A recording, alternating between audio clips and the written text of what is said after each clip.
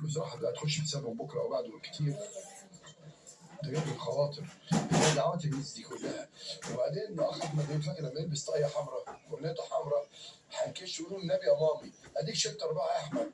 يعني عيب انك تبقى مدرب في نادي كبير اسمه حرس الحدود او كان اسمه السواحل، والنادي ده من زمان، ده تاريخ، وتيجي في الاخر تلبس لي طاقيه حمراء وكانك مثلا بتقول ايه، بتتفائل يعني اديك شلت 4.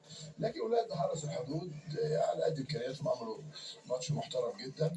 وادي كل الصفقات اللي جت، طبعا بالاضافه بقى اللي موجودين. يعني عواد ده انا لما جبته، لما انا جبته وقعد يقول لك ده غالي ومش غالي، قلت لهم انا متحمل المسؤوليه. وكان اول لاعب يجي بالسعر ده. وفي الوقت ده على فكره اللي كان فيه بقى كان جنش مش موجود، مصاب.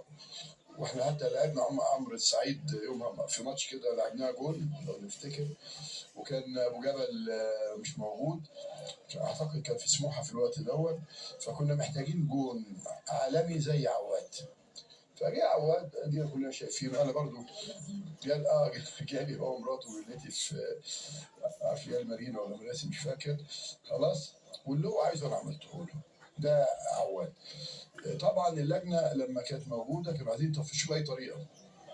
فكلمني قلت له اصبر يا عواد، انت لاعب عالمي وهيجي لك اليوم اللي هتبقى رقم 1 في مصر كلها في كره القدم في الحراسه يعني. عندك يوسف اسامه كان ماشي، حسام عبد المجيد كان ماشي. انا اللي صممت يقعدوا وعملت لهم عقود. حسام اشرف اللي لعبش وده لاعب كبير جدا برغم المصيبه اللي عملها. سلطوها ايام الواد بقه والاشكال دي يقول ان احنا انه بلغنا ان معاه قعد مع الاكاديميه لغايه ما طلع ايمن عبد العزيز، وكان هو ماسك بتاع الناشئين قال لك ده كده ما حصلش. لكن لاعب واحد وجاي. عندك بقى خدي عندك امام عاشور برضه انا متعاقد معاه. تمام. زيزو امير متعاقد معاه. امام عاشور ده اعتقد كان بيلعب في الداخليه باين ولا في حرس الحدود فين في المحله، بس كان معار في حته.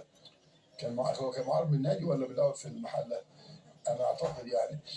لكن في حد معار بالتالي اسلام جابر كان في الداخليه على ما اتذكر يعني.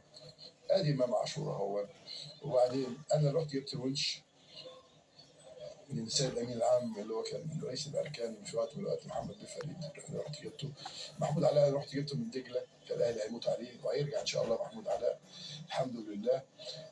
اوباما كان مسافر، مش عايز حد يهاجم اوباما. اوباما لاعب عالمي راخر، بس يلعب في مكانه. يعني كل واحد بنشوف النهارده لما كل واحد لعب في مكانه 4 مع الرأفة. لكن انا قلت قبل كده يعني مع احترامي طبعا مستر فيريرا مدرب عالمي، ان هو ظروف يعني تجبره احيانا يحط كاوتش العربيه في الموتور والموتور في الدركسيون عشان الظروف اللي كانت عنده. مصطفى شلبي وعمرو السيسي دول جايين في اخر ثانيه. سامسون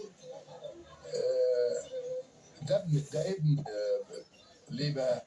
لان انا جبت له انا وامير مجموعه من الولاد قال لي انا عايز ده. ولاد ممتاز جدا. ابراهيم ضاي ده بس ما يلعب هتشوفي يعني احسن وينج شمال يمكن في مصر كلها.